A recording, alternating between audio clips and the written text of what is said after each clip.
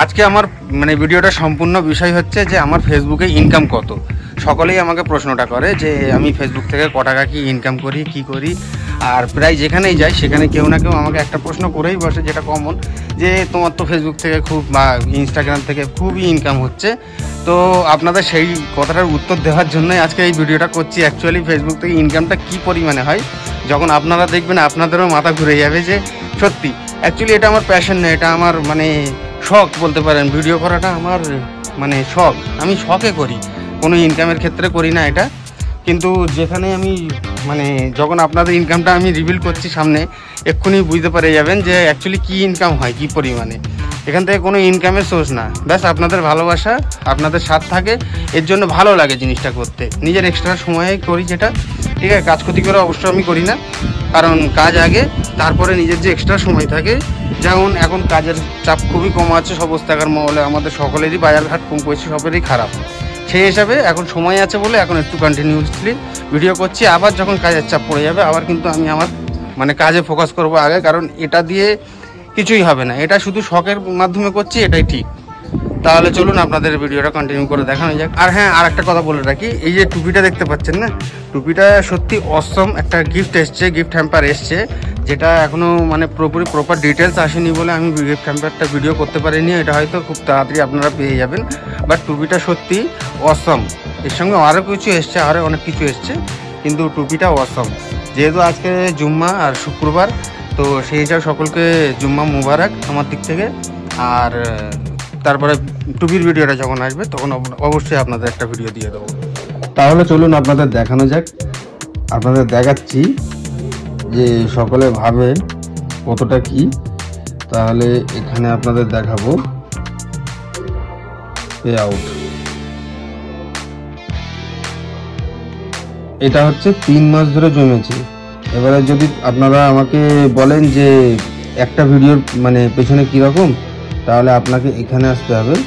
এখানে এসে ধরুন একটা ভিডিও যেটা ভাইরাল গেছে, এইরকম একটা ভিডিও দিচ্ছি আমি, এক্ষুনি আপনাদের মানে ভুলটা ভেঙেই যাবে।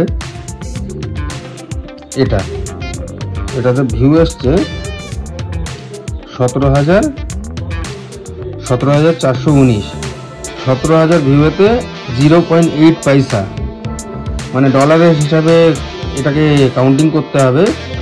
মানে ওই এখন অ্যাপ্রক্স ডলারের রেট যাচ্ছে কত, ওই ধরুন না কত টাকা হবে এখন, ওই 80 থেকে 90-এর মধ্যে, আমি সঠিক এক্স্যাক্ট জানি না যদি বা।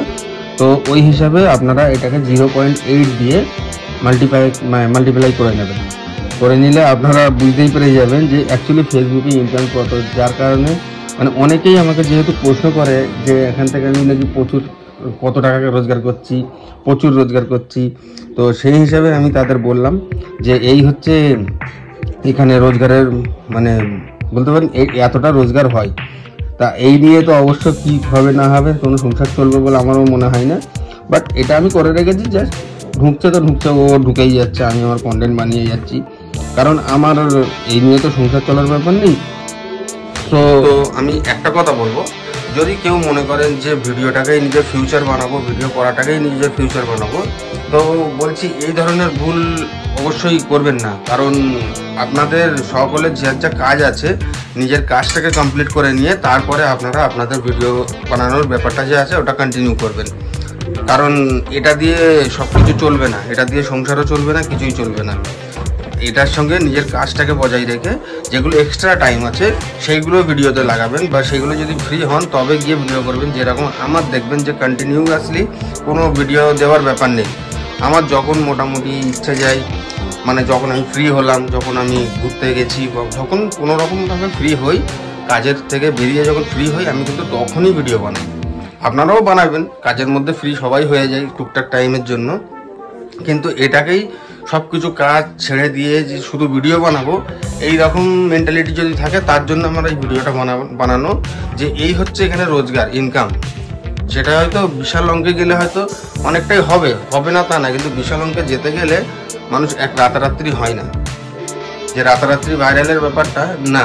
এখানে আপনাকে কন্টেন্ট, আমারও আইডি অনেকটাই মোটামুটি আপডেটেড আছে, অনেকটাই, তবু যাই হোক মোটামুটি আছে।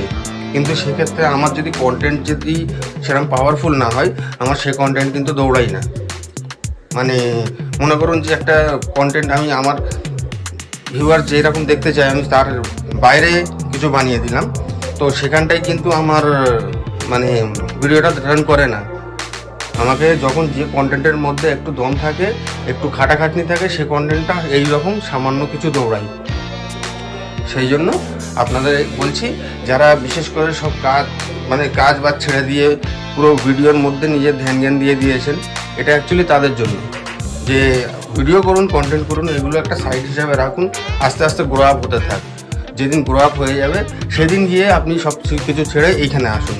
কিন্তু তার আগে নিজের যে জীবিকায় মানে আছেন সেটাতেই ফোকাসটা রাখুন, আর এটাকে সাইড রাখুন। তো ভিডিওটা এই বলে এখানে শেষ করছি। সকলে সুস্থ থাকবেন, ভালো থাকবেন। আসসালামু আলাইকুম।